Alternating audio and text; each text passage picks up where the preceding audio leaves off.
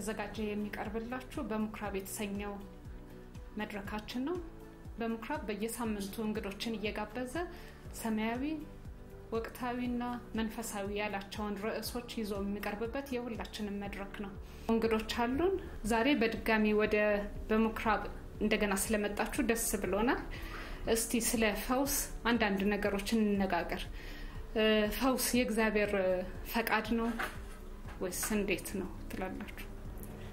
ፈውስ የእግዚአብሔር ፈቃድ ነው። ምክንያቱም ፈውስ የደህንነት አንዱ ክፍል ነው። በደህንነት ሲሰራልን ደህንነታችን ሲሰራል ማለት የዘላለም ሕይወት እንድናገኝ ሲሰራልን አብሮ ደግሞ ፈውስም እዛው ላይ የተሰራልን ነገር ነው። በመስቀል ላይ ያለቀልን ጉዳይ ነው። በመስቀል ላይ የዘላለም ሕይወት እንዳገኘነው ሁሉ በመስቀል ላይም ደግሞ እኛ በመገረፉ ቁስል ተፈውሰናል።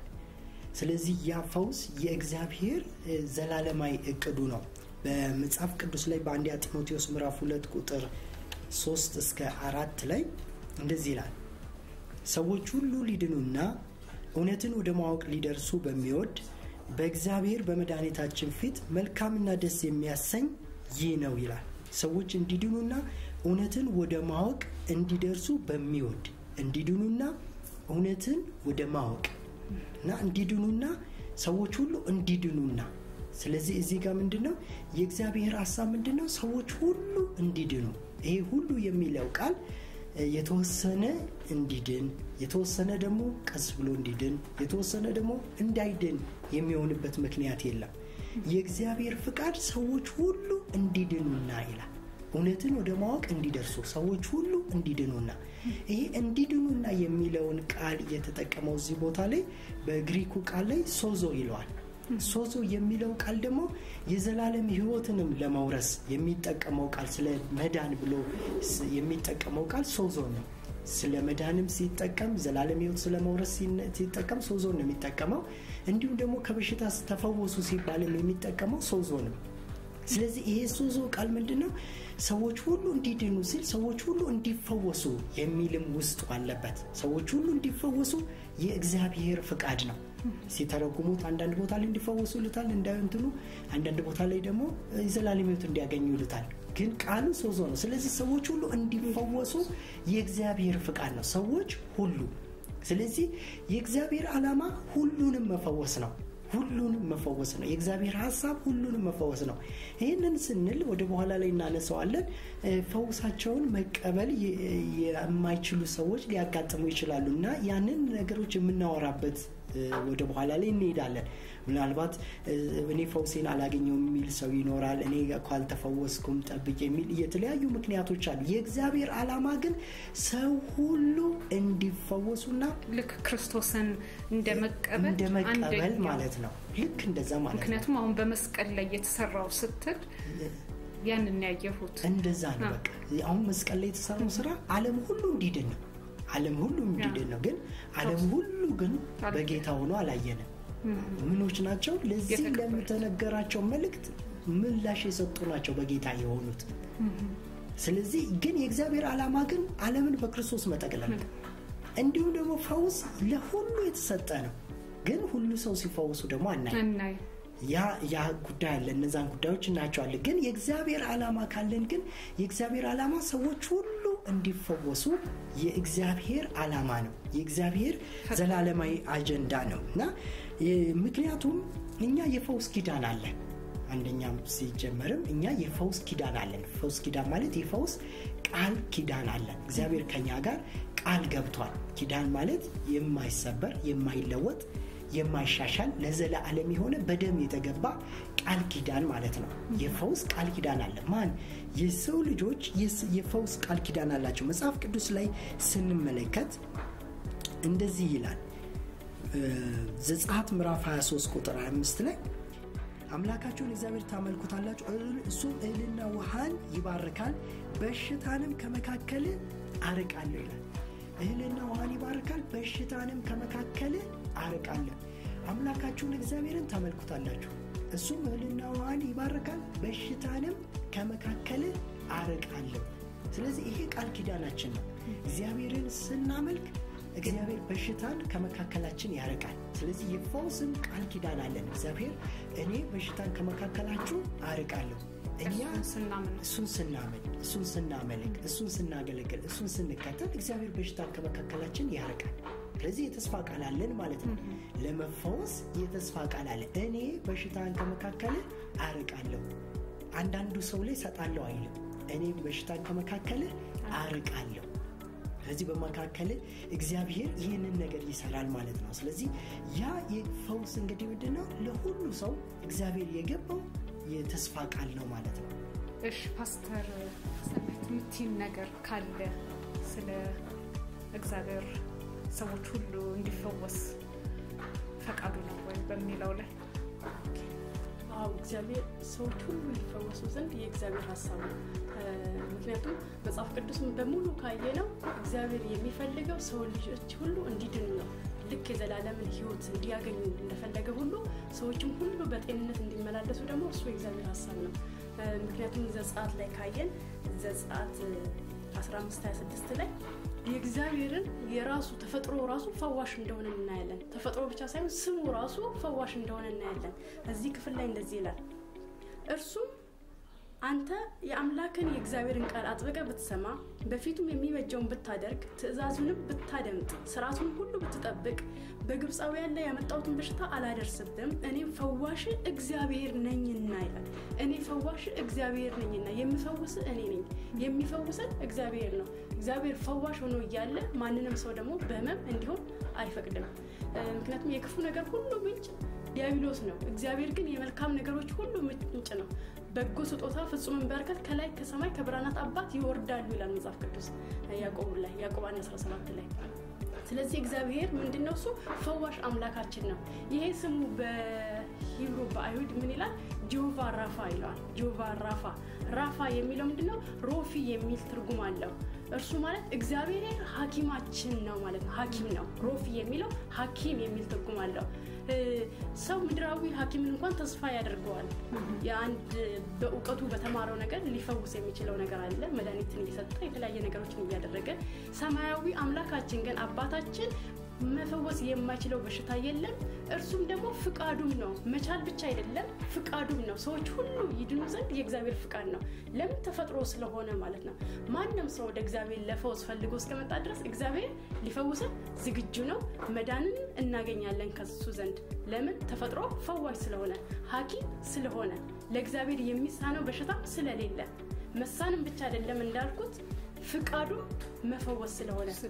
አንዱ የተሰራልን በደህንነት ውስጥ የተሰራልን የደህንነት አካል ውስጥ ምንድነው ፈውስ ነው የዘላለም ህይወት ተሰርቶልናል ፈውሳችንም አብሮ ተሰርቶልናል ማለት ነው በደህንነት እንድንኖር ኢሳይያስ 53 ላይ የሚያሳየው ኢሳይያስ 53 የሚባለው የደህንነት ምዕራፍ ነው ያ ቻፕተር ሙሉ የሚያወራው ምዕራፉ ስለ ደህንነታችን ነው የሚያወራው እና እዛ ደህንነት እዛ መጽሐፍ ለምን ይላል በመገረፉ ቁስል ተፈውሳችኋል ይላል ኢሳይያስ ያወራው የጻፈው ምን ነበር ትንቢት ነበር የተናገረው ኢየሱስ ክርስቶስ ሲመጣ በእርሱ በመገረፉ ቁስል ተፈወሳችሁ በአማርኛው ተፈወሳችሁ አሁንም አዲስ ኪዳን ላይ አንደኛ ጴጥሮስ 2:24 ላይ አለ እዚህም ሲናገር ተፈወሳችሁ ነው የሚለው ኢሳይያስ ላይም ተፈወሳችሁ አንለየው ነገር ግን ያየው ተፈወሳላችሁ የሚል ድምታ አለው በእንግሊዘኛው ላይ ሄደን ስናየው ትንቢተ ኢሳይያስ ትንቢትን ተናገረ ኢየሱስ ክርስቶስ ሲመጣ በእርሱ መገረፉ ቁስል ፈውሳችን አብሮ እንደሚሰራልን ትንቢት ተናገረ አሁን ደግሞ እኛ በአዲስ ኪዳን ያለን ሰዎች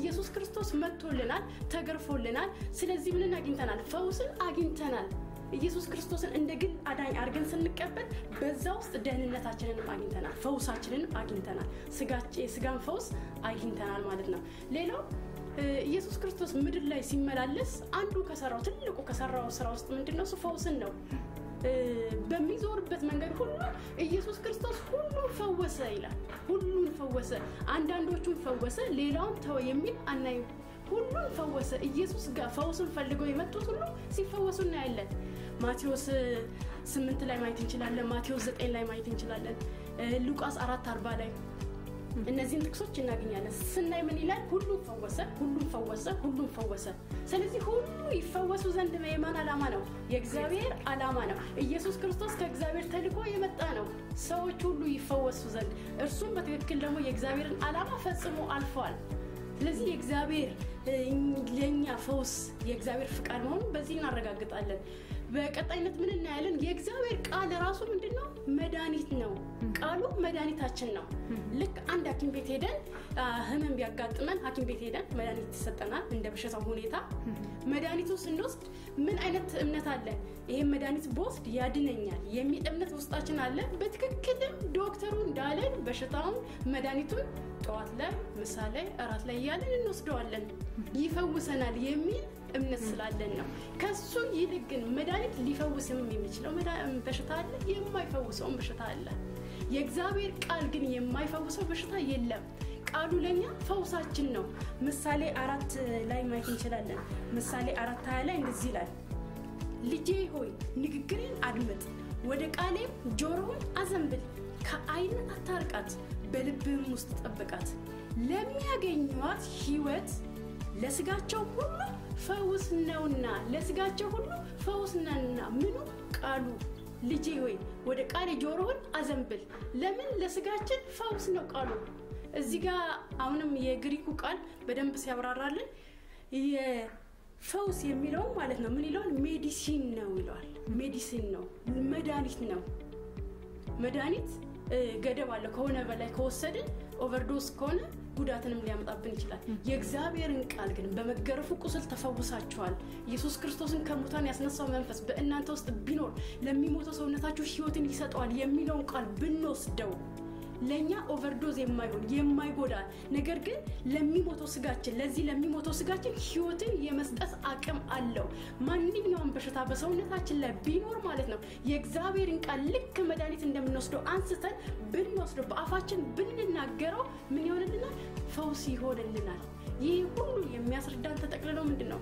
ፈውስ የእግዚአብሔር ፍቃድ ነው ሰዎች ሁሉ እንዲድኑ ክርስቶስ ለዓለም ሁሉ እንደሞተ ሰዎች ሁሉ ይፈወሱ ዘንድ ደግሞ ክርስቶስ አብሮ መስቀል ላይ ምን ከፍሎልናል ዋጋን ከፍሎልናል ስለዚህ ይሄ የእግዚአብሔር ፍቃድ እንደሆነ በደንብ ያስረግጣልናል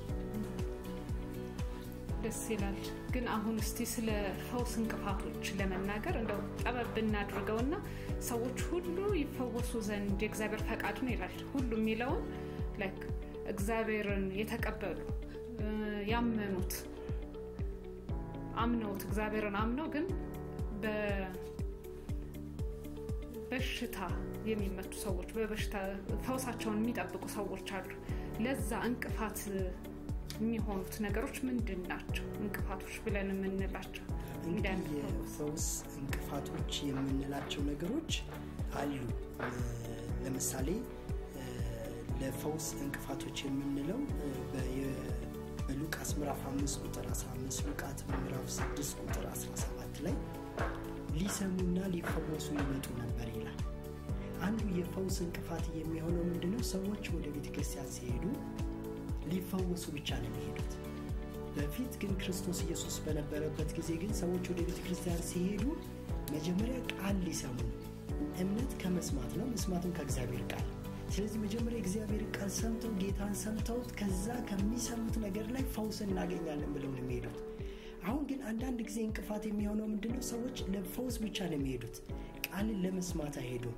አንዳንድ ጊዜ ያ የፈውስን ዕውቀትንም ደግሞ በአግባቡ ሄደውም ደግሞ ላያገኙ ይችላሉ ስለዚህ ያንን ዕውቀት ካላገኙ ደግሞ ካልሰሙ ደግሞ ለመፈወስ ይከብዳቸዋልና አንዱ ምንድነው የሚሄድበት አካሄድ ለመፈወስ ብቻ ሳይሆን ለመስማት እግዚአብሔር ቃል ምን ይላል የሚለው ለምን መጽሐፍ ቅዱስ ላይ ሲናገር ያቺ ደም የሚፈሳት ሴት ሰምታ ይላል ስለሱም ሰምታ ስለ ኢየሱስ ሰምታ ነበር ወደ ኢየሱስ የመጣችው ሰምታ እንደነበረ ይናገራል እና ከሰማች በኋላ ነው ሄዳ የዘርፉን ጫፍ ነካችው ከዛ ተፈወሰች ሰምታ ነበር እና እኛም ደግሞ ልንሰማ ያስፈልጋል ኢየሱስ ፍቃዱ ነው ወይ ሊፈውስ ይወዳል ወይ የፈውስ የእግዚአብሔር ፍቃድ ነው ወይ እና ስለ ፈውስ ያለን አስተሳሰቦች ለመስማትና ለመፈወስ መሄድ መቻል አለብን እና የመጀመሪያው መስማትን ማስቀደም ሌላው የፈውስ እንቅፋት ሊሆን የሚችለው አለማመን ነው አለማመን ምን ይሆናል የፈውስ እንቅፋት ይሆናል በአንደኛ ተሰሎንቄ ምዕራፍ 2 ቁጥር 13 ላይ እንደዚህ ይላል ስለዚህ የመልእክትን ቃል እሱም የእግዚአብሔርን ቃል ከኛ በተቀበላችሁ ጊዜ በእውነት እንዳለ በእናንተም በምታምኑ ደግሞ እንደሚሰራ እንደ እግዚአብሔር ቃል እንጂ እንደ ሰው ቃል አድርጋችሁ ስላልተቀበላችሁት እኛ ደግሞ እግዚአብሔርን ሳናቋርጥ እናመሰግናለን ይላል። እና የእግዚአብሔርን ቃል በሰሙ ጊዜ የተሰሎንቄ ሰዎች የሰሙበት አሰማም ራሱ ለመዳን ያ ቃል ይሰራልኛል ከኛ በሰማችሁ ጊዜ እንደ እግዚአብሔር ቃል በእናንተም በምታምኑት ደግሞ እንደሚሰራ ስለዚህ ቃሉ እንደሚሰራ አድርጎ መቀበል ራሱ የእግዚአብሔር ቃል እንደሚሰራ አድርጎ መቀበል ያ ራሱ በፈውሳችን ላይ ትልቅን ተጽዕኖ ያመጣል። የእግዚአብሔር ቃል ስንሰማ ዝም ብሎ ቃል ማለት ተጽዕኖ ሊፈጥርብን እንደማይችል አድርገን ከሰማነው ያ ቃል በህይወታችን ላይ ፈውስን ለማምጣት ይከብደዋል። ስለዚህ ስንሰማው ራሱ በእኔ ህይወት ላይ ፈውስን ያመጣልኛል።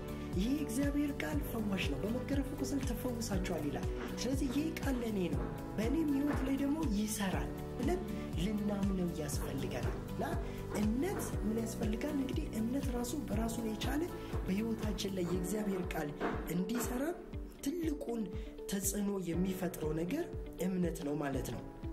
ሌላው የምናየው ነገር ስልጣንን አለመጠቀም ነው። አንዳንድ ጊዜ ካወቀን በኋላ ደግሞ ራሱ ስልጣናችንን አለመጠቀም። እግዚአብሔር ምን ሰጥቶናል? መብት ሰጥቶናል። በመብት ተጠቃሚ መሆን ደግሞ የእያንዳንዱ ሰው ኃላፊነት ነው። እግዚአብሔር ለማንም ፊት ሳያዳላ ለሰው ሁሉ የሰጠው የእግዚአብሔር ቃል አለ። ለሁሉ እኩል ሰጥቷል። ስለዚህ ለሁሉ እኩል የሰጠውን ነገር የተጻፈልን ነገር ይሄ ለኔ ነው ለኔ ይሰራልኛል ብለን ልናምን ያስፈልገናል። መብታችንን ልንጠቀም ያስፈልገናል። በሉቃስ ምዕራፍ 13 ቁጥር 11 ላይ ስንመለከት እንዲሁ ይላል ከ18 ዓመት ጀምሮ የድካም መንፈስ ያደረባት ሴት ነበረች። እርሷም ጎብጣ ነበር፣ ቀንታም ልትቆም አልተቻላትም ይላል። እዚህ ላይ ስንመለከት ምንድነው ከ18 ዓመት ጀምሮ የድካም መንፈስ የነበረባት ሴት ነበረች ይላል። ጎብጣም ነበር፣ መቅናትም አልተቻላትም ይላል። እና ኢየሱስ ባያት ጊዜ እቺ ያለ የአብርሃም ዘር ሆና ሳለ እንደዚህ እንዴት በሰንበት ትፈወሳለች ሲሉት እቺ የአብርሃም ልጅ ሆና ሳለ ለምን አትፈወስም አለ። አሁን ኢየሱስ ክርስቶስ ስለሷ መብቷን ተናገረላት። የአብርሃም ልጅ ሆና ሳለ የአብርሃም ልጅ ከሆነች እግዚአብሔር በሽታን ከመካከለ አረቃለሁ ይላል። ስለዚህ የአብርሃም ልጅ ናት፣ ልትፈወስ ይገባት ነበር። ግን እሷ ምን ሆነ ነበር? 18 ዓመት ሙሉ በድካም መንፈስ ተይዛ ነበር። አሁን ያንን መብቷንም አላወቀችም። ያንን መብቷንም ደግሞ ተጠቅሞ ነፃ የሚያወጣት አላገኘችም ነበር። ኢየሱስ ጋር ስትመጣ ግን ኢየሱስ ክርስቶስ ምን እንኳን በሰንበት ቀን እንኳን ቢሆን ሰንበትን አልፎ እንኳን እሷን ፈውሷታል። ለምን? የአብርሃም ልጅ ሆና ሳለ ልትፈወስ ይገባታል። የአብርሃም ልጅ ሆና ሳለ ባለመብት ናት ማለት ነው። ባለመብቶች ነን። ለምሳሌ ብዙ የምንጠቅሳቸው የአብርሃም ልጅ መሆናችን እኛ የአብርሃም ልጆች ነን። ስለዚህ የአብርሃም ልጆች አንዱ መገለጣቸው ምንድነው? በጤንነት መኖር ነው። የአብርሃም ልጅ መሆናችን ራሱ በጤንነት ልንኖር ይገባናል። በመልካም ኑሮ ልንኖር ይገባናል። ለምን? የአብርሃም ልጆች ነን። በአዲስ ኪዳን ደግሞ ካየነው የእግዚአብሔር ልጆች ነን። የእግዚአብሔር ልጆች ከሆነ ደግሞ ልጅ አባቱን ያስጠራል። እኛ የአባት የእግዚአብሔር ልጆች ነን። ስለዚህ እኔ የእግዚአብሔር ልጅ ነኝ፣ በሽታ በእኔ ላይ ሊቀመጥ አይገባም የሚል መብት ሊኖረን ያስፈልገናል። መብታችንን መጠቀም መቻል አለብን ማለት ነው። ለዚህ ስንጠይቅ ራሱ ሊሆንልኝ ይገባል። ሌላ ቦታ ላይ ደግሞ የእግዚአብሔር ቤተ መቅደስ ናችሁ ይላል። እኛ ራሱ አሁን በአዲስ ኪዳን የእግዚአብሔር ቤተ መቅደስ ነን። ስለዚህ የእግዚአብሔር ቤተ መቅደስ ደግሞ ምንድነው ከተባለ ንጹህ ነው፣ ጻድቅ ነው፣ ምንም ችግር የሌለበት ነው ሊሆን የሚገባው። በብሉይ ኪዳን ካየነው ስለ እግዚአብሔር ቤተ መቅደስ አይደለም ወደ ከተማው እንኳን ችግር ያለበት ወደ ቤተ መቅደስ አይገቡም ነበር። ለምን? ቤተ መቅደስ ንጹህ ነው ተብሎ ነው የሚታሰበው። የእግዚአብሔር መንፈስ ማረፊያ ነው ተብሎ ነው የሚታሰበው። ስለዚህ እኛም የእግዚአብሔር ቤተ መቅደስ ነን። እንዲህ ማለት እንችላለን፣ እኔ የእግዚአብሔር ቤተ መቅደስ ነኝ እንጂ የበሽታ መቀመጫ አይደለም። የመንፈስ ቅዱስ ማረፊያ እንጂ የበሽታ ማረፊያ በሽታ እንደፈለገ እኔ ጋር መጥቶ የሚሄደው አይደለም።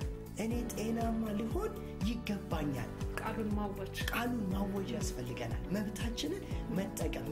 መብት ማለት ምንድነው? እንዲህ ሆኜ ሳለ አንድ ቦታ ላይ ካየን ያቺ ሴት ካየናት አሕዛቧ ሴት ጌታ ኢየሱስ ምን አለ? እኔ የመጣሁት ለልጆች ነው አላት። የልጆችን እንጀራ ወስጄ ለሌሎች መስጠት አይገባኝም አለ።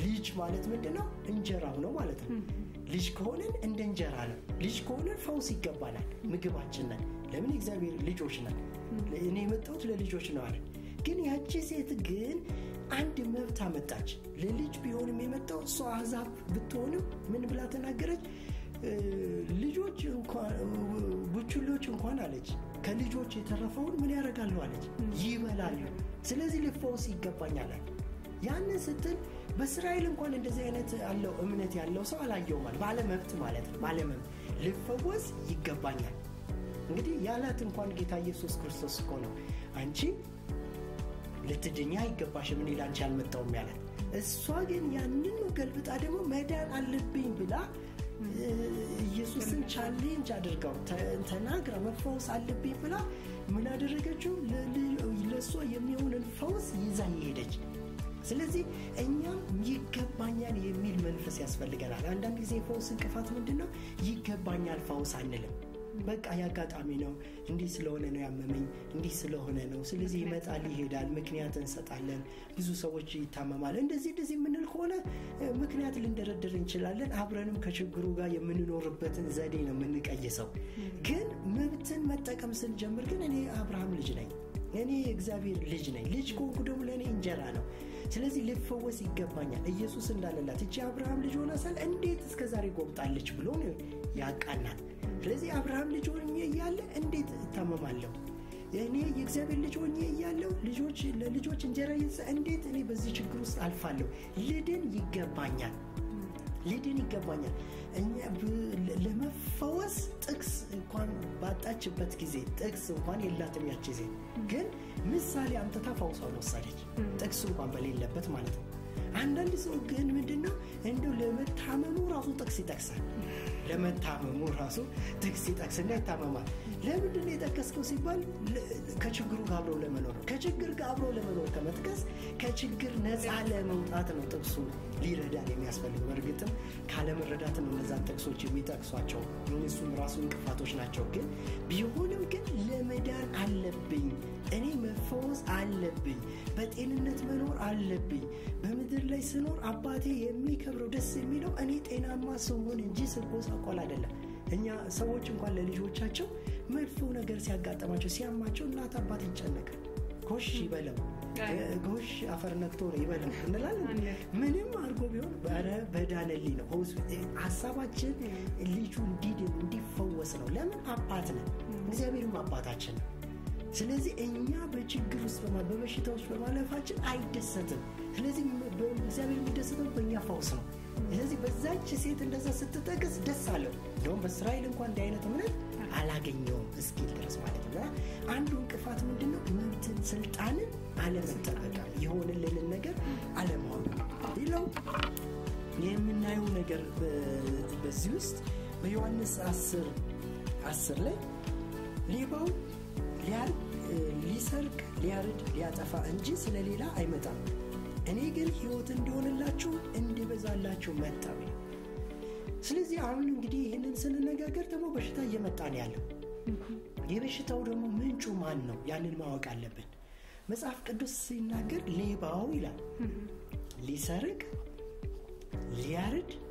ሊያጠፋ ይመጣል እኔ ሳለ ሕይወት እንዲሆንላችሁ እንዲበዛላችሁ መጣሁ መስረቅ ማለት እንግዲህ ማጉደል ነው ካለን ነገር ማጉደል ነው ማረድ ማለት ደግሞ ምንድነው እኛን ማጥፋት ነው እኛን መጉዳት ነው እኛን በችግር በበሽታ በጉስቁልና የኛን ሕይወት ማጥፋት ነው ስለዚህ ማን ነው ሊያጠፋ የሚመጣው ሌባ ነው ጤንነታችንን የሚሰርቅ ማን ነው እግዚአብሔር አይደለም ሰይጣን ነው ስለዚህ የመጣው ነገር ሁሉ እግዚአብሔር አይደለም አንድ አይነት አስተሳሰብ አለ ሰዎች የመጣባቸውን ነገር በሙሉ ይሄ የመጣው ከእግዚአብሔር ነው ብለው ይወስዱታል ግን ምንጩን ማወቅ አለበት ኢየሱስ የተናገረው ሌባው ሊሰርቅ ሊያርድ መጣ እኔ ግን ሕይወት እንዲሆንላችሁ እንዲበዛላችሁ መጣሁ ስለዚህ ኢየሱስ የመጣበት ዓላማ አለ ሰይጣን ደግሞ የመጣበት ዓላማ አለ ስለዚህ መለየት መቻል አለብን ማለት ነው ይሄን ማን ያመጣው በሽታ ሲመጣ እግዚአብሔር አመጣብን ካልን ሌላ ችግር ነው የሚሆንብን